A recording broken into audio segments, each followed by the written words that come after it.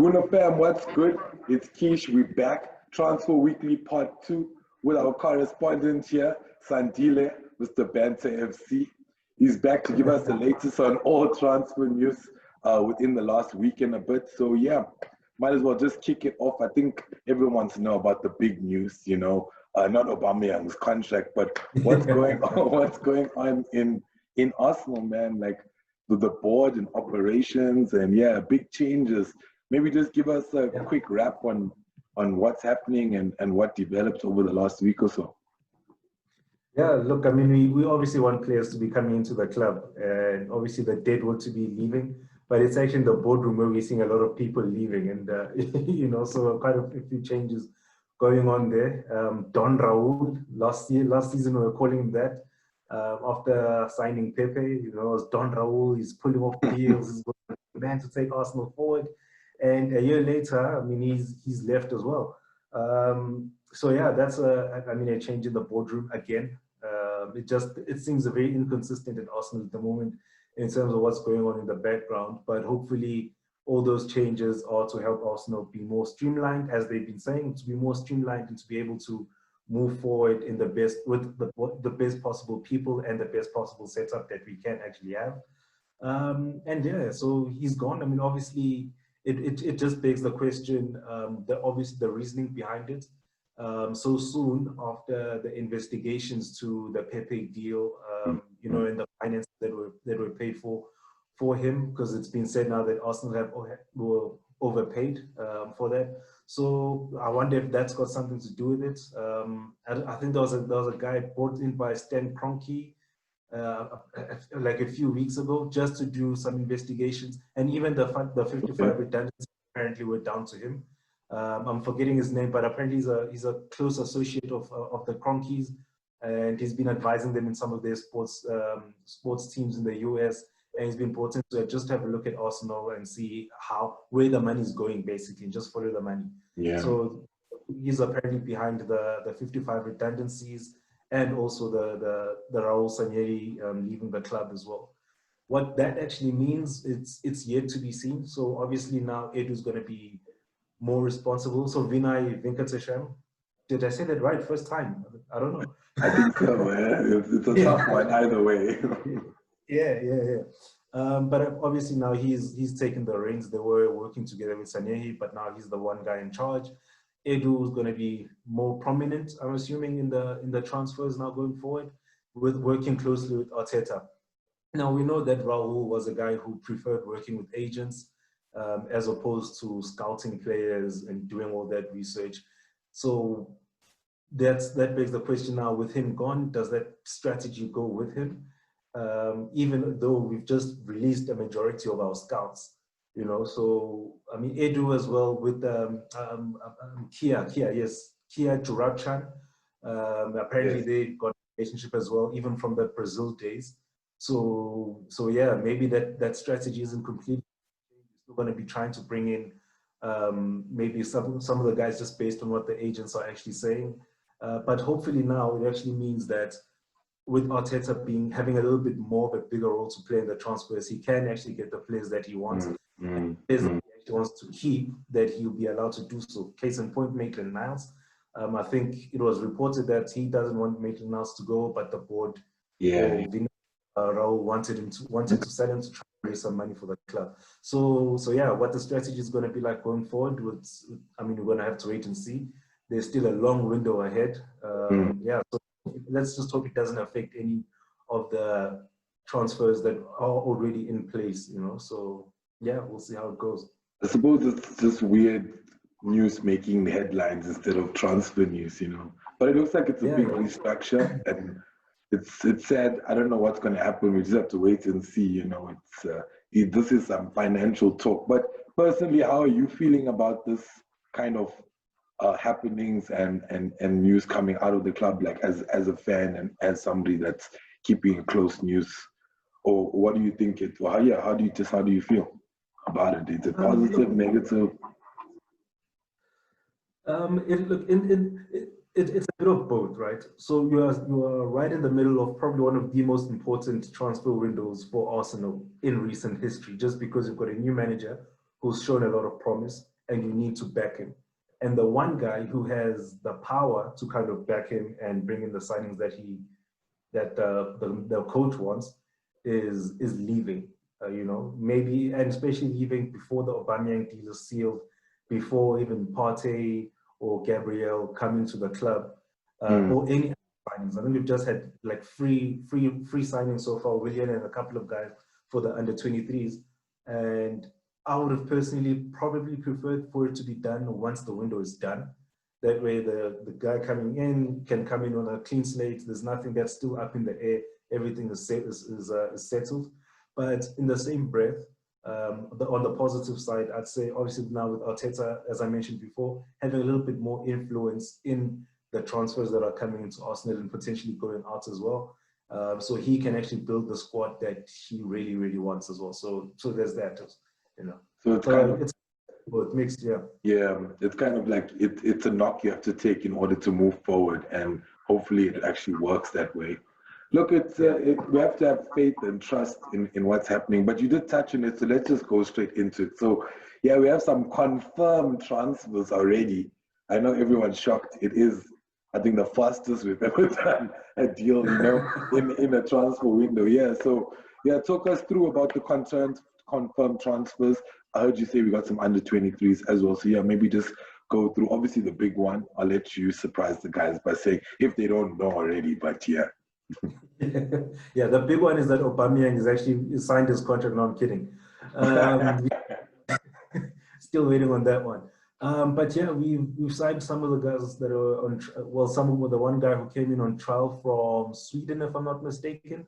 Like honestly, the names are just leaving my mind at the moment. No, it's fine. And I'm sure it's a tough name too. Swedish names aren't easy. Yeah. No, the funny thing is it's not even that tough. You know, it's yeah, all the names are just leaving me at the moment. But you've obviously signed him. I think he had a trial, and then 2 weeks into his trial, Arsenal decided to kind of bring him on to the under-23s. We've also got a guy who came in from Huddersfield. I think he's 19 years old or something, somewhere. I think he's a defender, and we've also got a midfielder from Tottenham Hotspurs, believe it or not. Wow. The guy is a free transfer, obviously for the. So these are for our youth teams, eh? Yeah. So those three were for the under-23s, and apparently it's a new strategy again, just bringing in potential into the under-23s, and then seeing if we can actually build that into players. You know, like of soccer. Yeah, so it's good.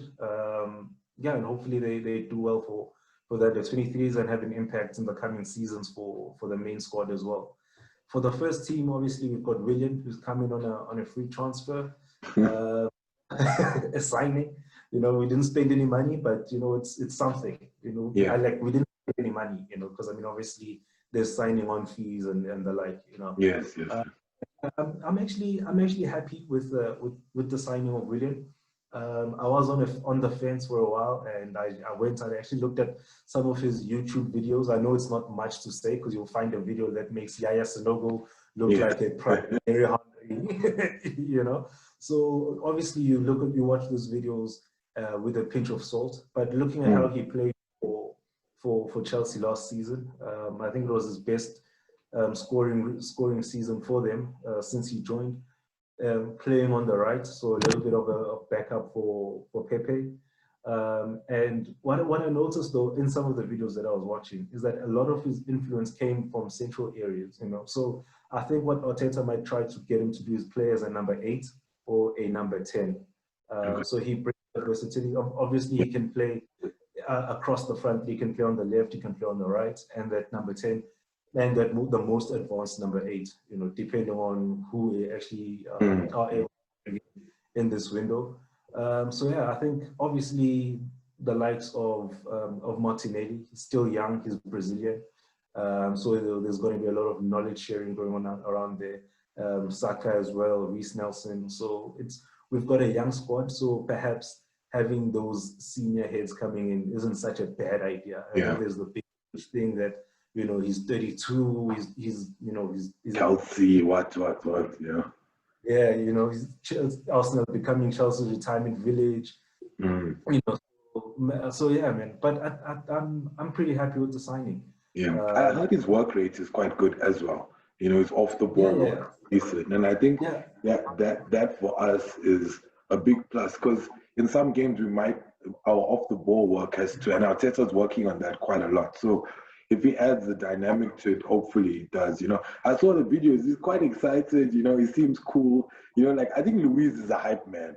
Luis is like just that dude that will like if he goes to a club and he loves the club, he'll get all his mates to come there. Like and it's nice, you know. I think he appreciates what we want and what he has to offer, and I think he sees it as a new challenge, which for him is promising. You know, he left at the end of the day, whether he came from Chelsea or anywhere else, can't deny his capability. I would say, you know. So if it works, and we trust in Arteta, we'll see. I think Edu just loves his members there, you know, from Brazil. So, you know, they're good workers, when they really get their head into the game and they used to have attitude problems, a lot of them back in the day in certain leagues, but now it looks like it's promising signings. And are there no other big news there in terms of confirmed? Nothing. No, in terms of confirmed, there's nothing. But I mean, Aubameyang has been dropping hints on Instagram. He's on holiday wearing Arsenal these guys, shirt. him and Arsenal are planning like a social media strategy. You know what I mean? Like, he's so bad. He's just so bad. It's like a series ender. You're like just waiting for like the next episode, you know? Like, Yeah, but I mean, apparently, I mean, it's very close with him. I've even read somewhere that terms have been agreed. It's just a case of waiting him to get back from his holiday, which I think is coming back on Saturday, and then there's going to be the interviews and what have you. So yeah, that on that front, it's looking promising. Gabriel, as well, the Brazilian defender, another Brazilian. Apparently, that's looking promising. He has said that he prefers Arsenal. He wants to come to Arsenal, but Napoli are in with a shot at him, trying to sign him.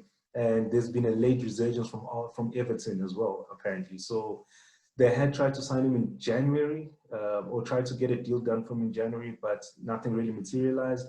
But apparently they had some sort of agreement, like verbal agreement of some sort. And now they're just trying to raise up the funds to match what Arsenal have put on the table. And then again, it's in Gabriel's hands to kind of decide where he wants to go. And I heard he's a promising prospect. And also with Partey and Coutinho, any news there? I'm not too sure. I heard rumors here and there, but I don't know if anything is confirmed.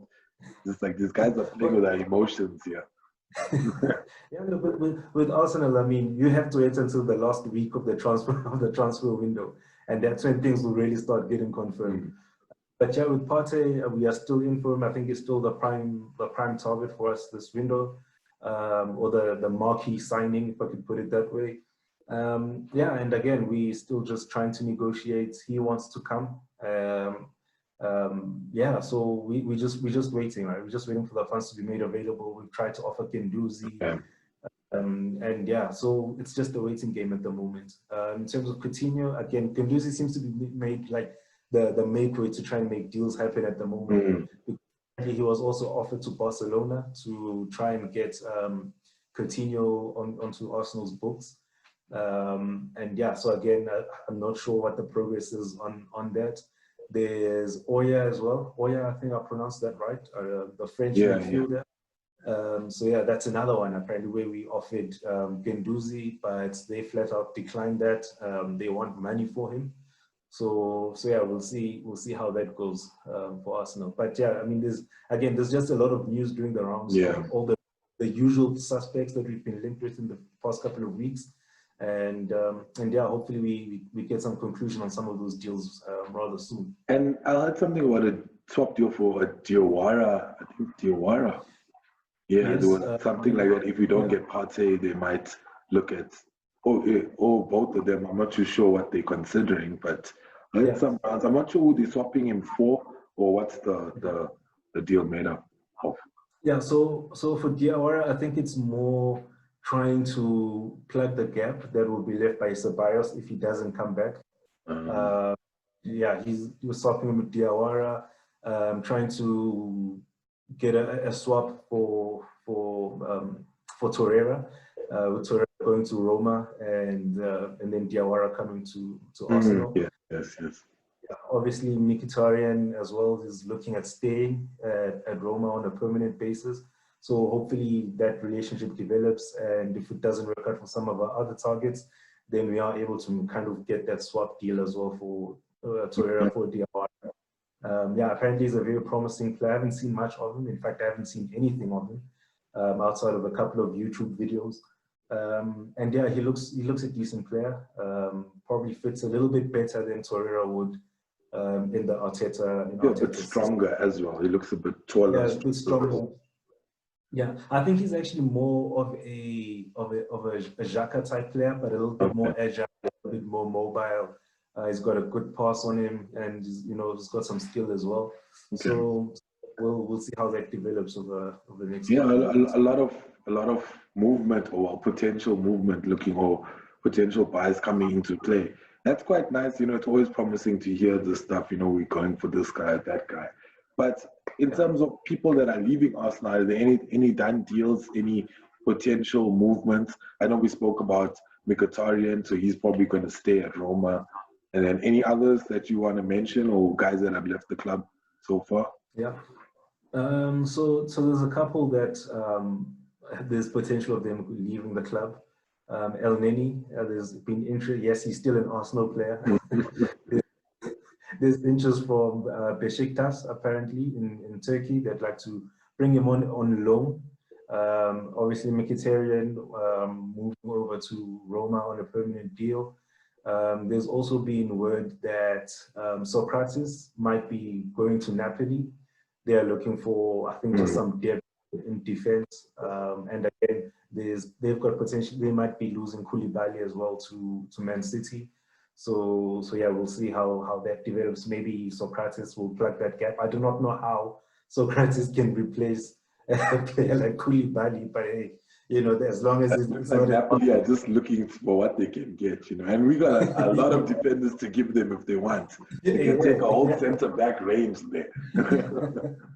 Yeah, and the last one is David Luiz, actually, believe it or not.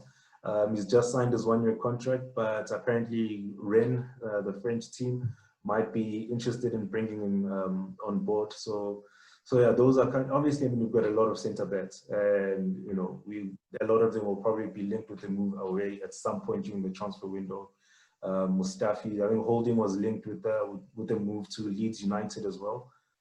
So yeah, we probably do need to clear out quite a bit in the back and just bring in some fresh blood in there.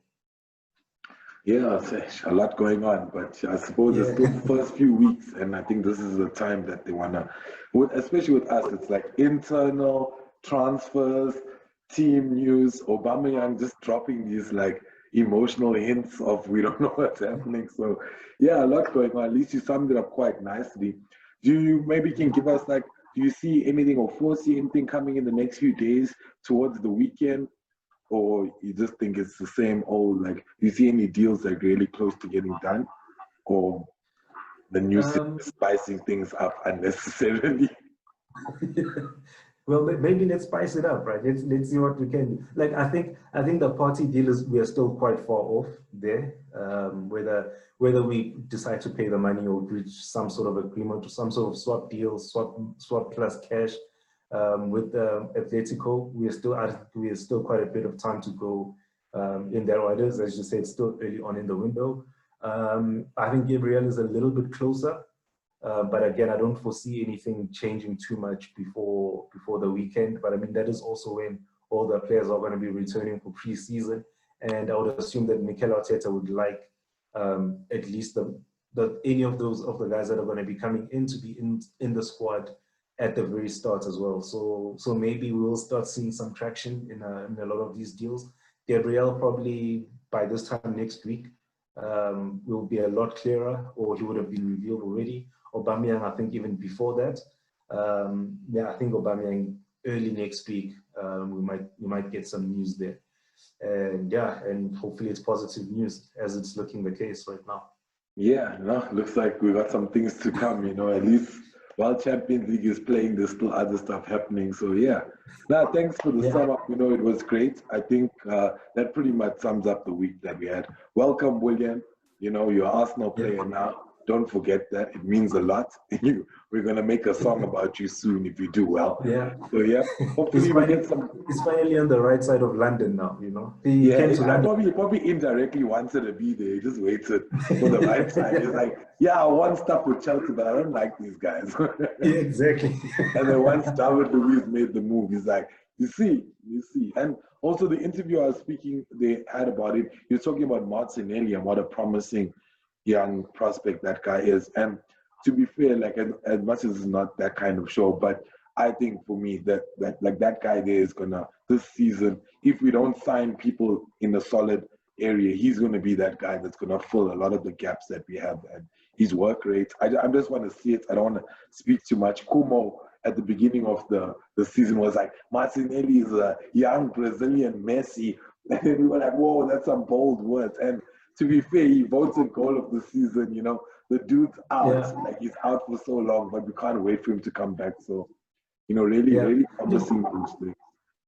I think that's the case with most of with two at least of our teenagers that are coming through. Bukayo Saka as well. I mean, how many positions has he filled in? Martinelli, he can fill in anywhere in the front, the left wing as a number 9, right wing, he can play there. Saka has already shown that he can play in the middle, he can play at left back, he can play left wing, he can play right wing. So it's like a team on his own, bro. Even Reece Nelson can play as a number 10, he can play on the wing. So there's a lot of Willock is actually quite versatile as well, and people don't appreciate him because I suppose he doesn't give you the performances you want, but his versatility is what you need, and his pace and his energy. Same with all those guys. They bring that dynamic, and it's nice. As much as you want a good transfer season, but to see these promising youngsters come through, it's always a great thing. But and look, before we wrap up, I'm going to look in the camera, and I know in a couple of years, if not sometime this week, Willock is going to see this video. Willock, your goal was the goal of the season, that goal against Liverpool. I do not care what anybody says. That goal was good, bro. That Martinelli goal, I mean, don't get me wrong, that was a brilliant goal by Martinelli. He showed good pace and composure. But even Martinelli hit one in that game as well. I think the Willock game. It's a bender. Yeah, but for me, that Willock goal was absolutely insane, man. That was the goal of the season for me. It was. I didn't even expect that from him. Like, when I was like, Willock, what? Yeah. So but 3-4. I think it was 3-4, and then when he hit it in, it was like 4-4 or something. 4-4 or something like that. Now goal of the season. That's gonna be the title there. The Willock goal of the season. But Sandile, it's always a pleasure. Thank you for the news update. We'll be back again next week with next edition of Transfer Daily. It's Guna Cast Essay. Don't forget to share, like, subscribe, comment on our video. We are